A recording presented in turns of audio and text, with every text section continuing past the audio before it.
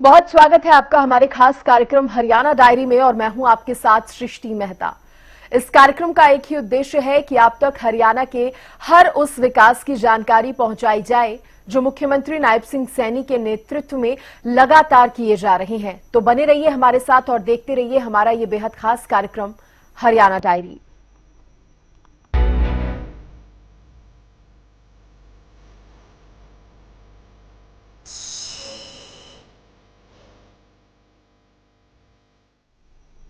महापुरुषों के बलिदान और धार्मिक संस्कृति की विरासत को संजोने के लिए हरियाणा सरकार लगातार प्रयासरत है और इसी कड़ी में सीएम नायब सिंह सैनी ने बैसाखी के पावन पर्व पर गुरुद्वारे में मत्था टेका तो ट्रस्ट को 21 लाख रुपए का सहयोग देने की घोषणा भी की।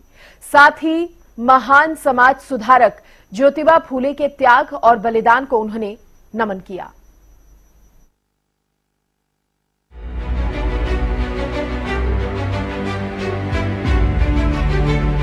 हमारे देश और प्रदेश के इतिहास और संस्कृति पर संत महापुरुषों के विचारों का गहरा प्रभाव रहा है। हरियाणा सरकार धार्मिक और सांस्कृतिक विरासत को संजोने और महापुरुषों के त्याग और बलिदान को जन जन तक पहुंचाने के लिए लगातार प्रयासरत है।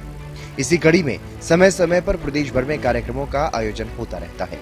खुद प्रदेश के मुख्यमंत्री नायब सैनी इन कार्यक्रमों में जाते हैं और धार्मिक और सांस्कृतिक विरासत को नमन करते हैं। बैसाखी के पावन पर्व पर प्रदेश के मुख्यमंत्री नायब सिंह सैनी गुरुग्राम में साध संगत गुरुद्वारे में पहुंचे और मत्था टेका।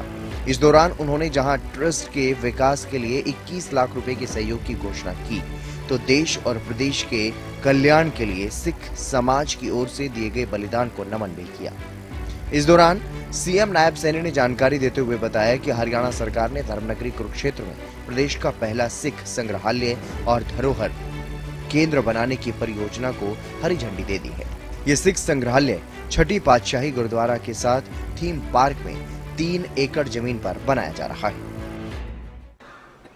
हमारे लिए बड़ी खुशी की गल है कि लगातार सिख पंथ को आगे बढ़ाने में हरियाणा सरकार निरंतर गति से काम कर रही है।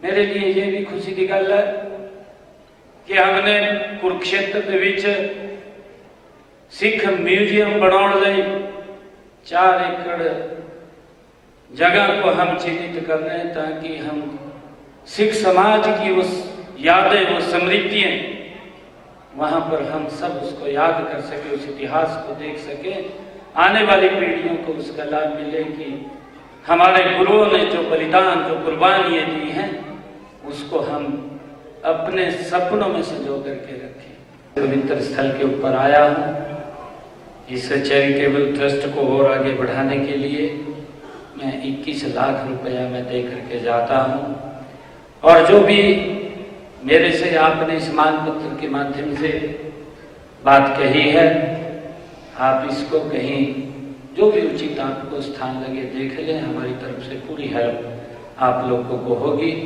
जिस भी नॉर्म के अंदर होगा उस नॉर्म के अंदर आपको जगह उपलब्ध कराई जाएगी।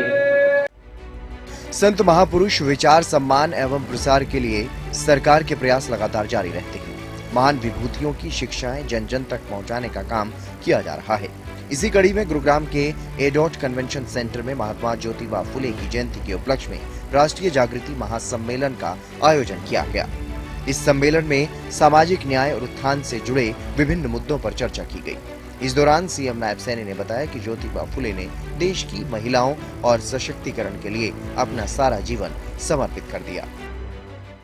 हम महान समाज सुधारक महात्मा ज्योतिबा फुले जो विचारक रहे हैं, जो लेखक रहे हैं और महान दार्शनिक महात्मा ज्योतिबा फुले की जयंती के अवसर पर राष्ट्रीय जागृति महासम्मेलन का आयोजन जो हो रहा है, इसके लिए भी आप सबको मैं बहुत बहुत साधुवाद देता हूं। उन्होंने महात्मा ज्योतिबा फुले ने उस समय देश और समाज को जगाने का काम किया था जब भारत माता ये गुलामी की बेड़ियों में जकड़ी हुई थी।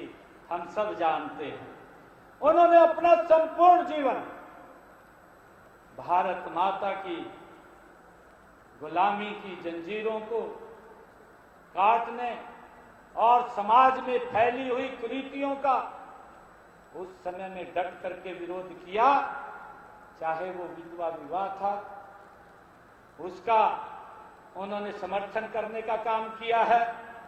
महिलाओं को शिक्षा का अधिकार दिलाने का काम, छुआछूत को खत्म करने का काम और समाज को सशक्त और मजबूत बनाने का काम महात्मा ज्योतिबा फुले ने किया है। हरियाणा सरकार अंत्योदय की भावना के साथ समाज के अंतिम पंक्ति में खड़े व्यक्ति की समस्या का समाधान करने में लगी हुई है। इसी के साथ ही सीएम नायब सैनी के नेतृत्व में हरियाणा सरकार गरीब, पीड़ित और वंचित को सशक्त बनाने के लिए प्रतिबद्ध है। दूसरी ओर देश के विकास और सांस्कृतिक इतिहास के संरक्षण के लिए दिन रात सोचते हैं।